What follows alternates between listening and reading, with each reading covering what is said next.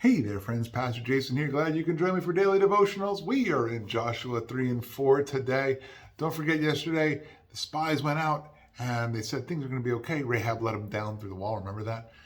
And now Joshua says, go get ready. So here we go. Chapter 3, verse 1. The Israelites going to get into the promised land.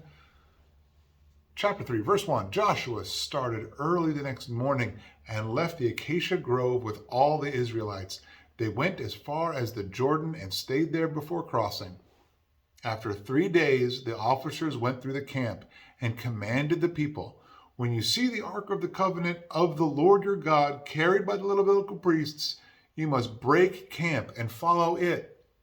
But keep a distance of about 1,000 yards between yourselves and the ark. Don't go near it so that you can see the way to go, for you haven't traveled this way before. Joshua told the people, consecrate yourselves because the Lord will do wonders among you tomorrow. Then he said to the priests, take the ark of the covenant and go on ahead of the people. So they carried the ark of the covenant and went ahead of them.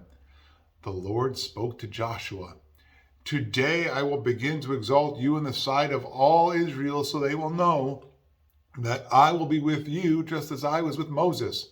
Command the priests carrying the ark of the covenant, when you reach the edge of the waters, stand in the Jordan.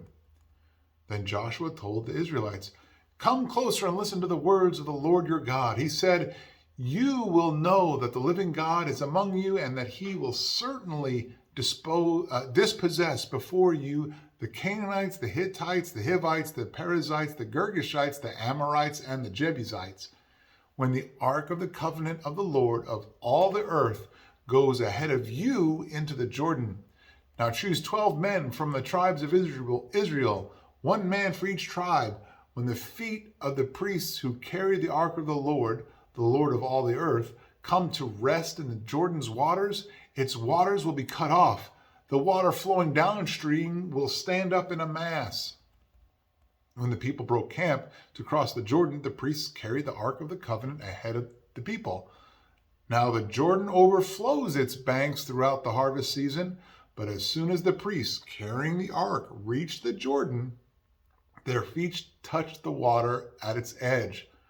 The water flowing downstream stood still, rising up in a mass that extended as far as Adam, a city next to Zarethan.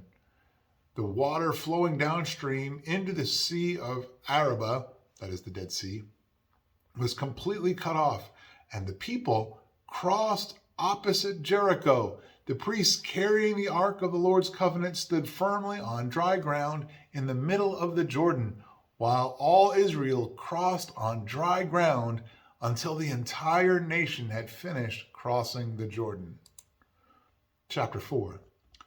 After the entire nation had finished crossing the Jordan, the Lord spoke to Joshua. Choose 12 men from the people, 1 man for each tribe, and command them, take 12 stones from this place in the middle of the Jordan where the priests are standing. Carry them with you and set them down at the place where you spend the night. So Joshua summoned the 12 men he had selected from the Israelites, 1 man from each tribe, and said to them, go across to the ark of the Lord your God in the middle of the Jordan. Each of you lift a stone onto his shoulder, 1 for each of the Israelite tribes, so that this will be a sign among you in the future. When your children ask you, what do these stones mean to you? You should tell them, the waters of the Jordan were cut off in front of the ark of the Lord's covenant. When it crossed the Jordan's waters were cut off. Therefore, these stones will always be a memorial for the Israelites. The Israelites did just as Joshua had commanded them. The 12 men took stones from the middle of the Jordan, 1 for each of the Israelite tribes, just as the Lord had told Joshua. They carried them up to the camp and set them down there.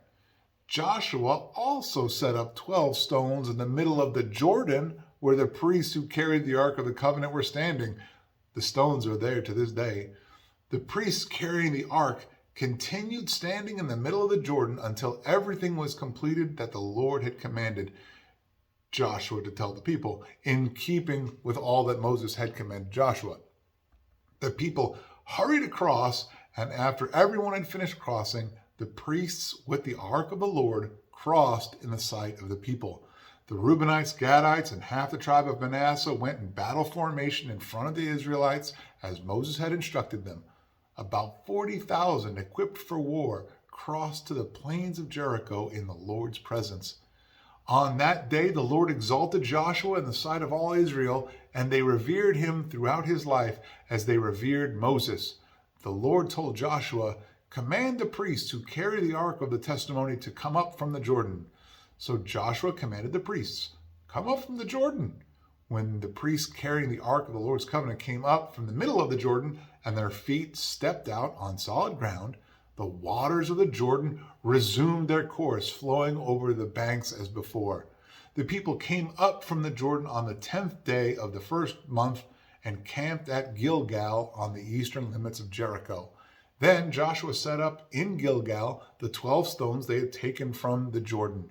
And he said to the Israelites, "In the future, when your children ask their fathers, 'What's the meaning of these stones?' you should tell your children, 'Israel crossed on the Jordan on dry ground, for the Lord your God dried up the waters of the Jordan before you until you had crossed over, just as the Lord your God did to the Red Sea, which he dried up before us until we had crossed over.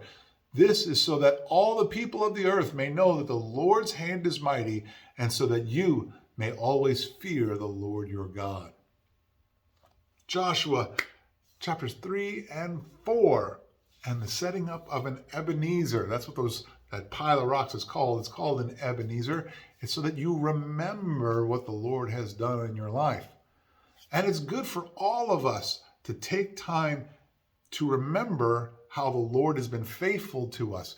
Write it down. There was a period in our family's life where we hung a piece of butcher paper on the back side or the front side of a door, and so we could see it. It was like facing the dining room, and we wrote down all the great things that the Lord was faithful to do for us that year.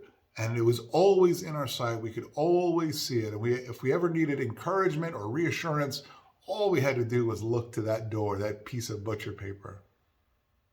It's interesting. The waters of the Jordan don't stack up until when? Until they believed and then were blessed. They had to actually get into the overflowing Jordan, and then the river stopped up. Man, think about that for half a second.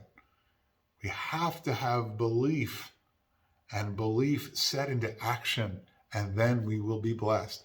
It's kind of that way throughout the Bible. Sometimes the Lord does bless us beyond our belief, absolutely.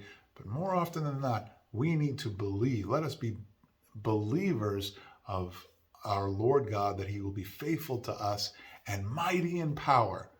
May we not forget that either. We serve a Lord who is mighty in power and majesty. And may that be quick on our lips to explain to people all around that the Lord loves us and compassionate with us, and he is powerful and faithful.